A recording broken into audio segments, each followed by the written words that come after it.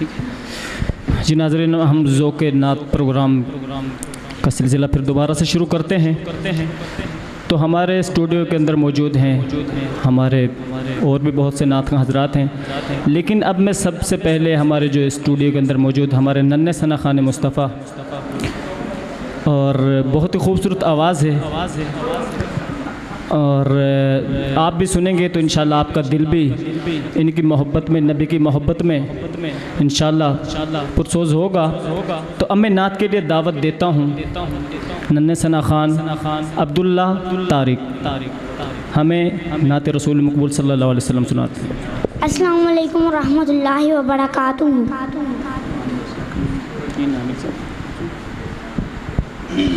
تیرے صدقے میں آقا سارے جہاں کو دین ملا، بے دینوں کلمہ پڑھا لا الہ الا اللہ، حسبی ربی جل اللہ، ما فی قلبی غیر اللہ، نور محمد صلی اللہ، لا الہ الا اللہ۔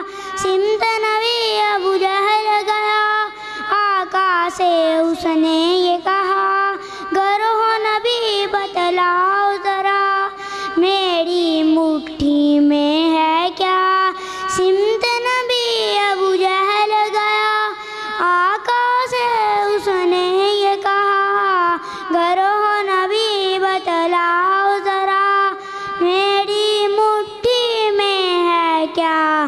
آقا کا فرمان ہوا اور فضل سبحان ہوا، مٹھی سے پتھر بولا لا الہ الا اللہ، حسبی ربی جل اللہ، ما فی قلبی غیر اللہ، نور محمد صلی اللہ، لا الہ الا اللہ۔ اپنی بہن سے بول عمر، یہ تو بتا کیا کرتی تھی میرے آنے سے پہلے، چھپ کے کیا پڑھتی تھی۔ بہن نے جب قرآن پڑھا، سن کے کلام پاک خدا، دل یہ عمر کا بول اٹھا لا الہ الا اللہ، حسبی ربی جل اللہ، ما فی قلبی غیر اللہ، نور محمد صلی اللہ، لا الہ الا اللہ۔ وہ جو بلال حبشی ہے، سروردی کا پیارا ہے، دنیا کے ہر عاشق کی آنکھوں کا وہ تارا ہے۔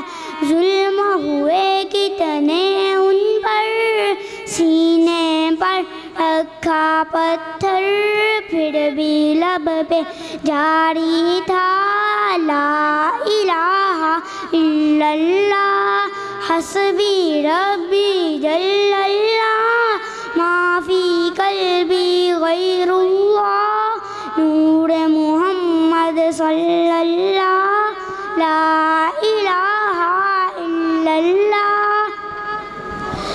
میرے نبی کے غلاموں کا رتبہ بڑا ہے، شان بڑی، چاہے غوث اعظم ہو یا ہو داتا حجویری۔ میرے نبی کے غلاموں کا رتبہ بڑا ہے، شان بڑی، چاہے غوث اعظم ہو یا ہو داتا حجویری۔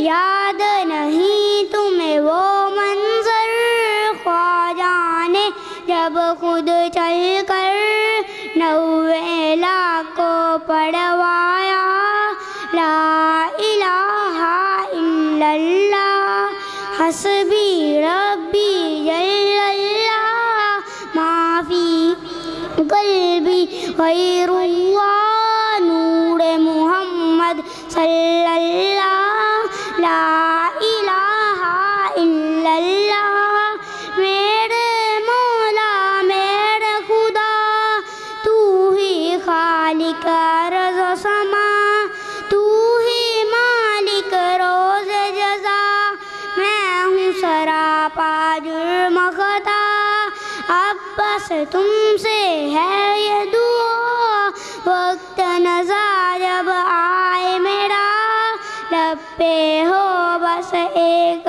دعا لا الہ الا اللہ حسبی ربی جل اللہ ما فی قلبی غیر اللہ نور محمد صلی اللہ لا الہ الا اللہ صدق اللہ.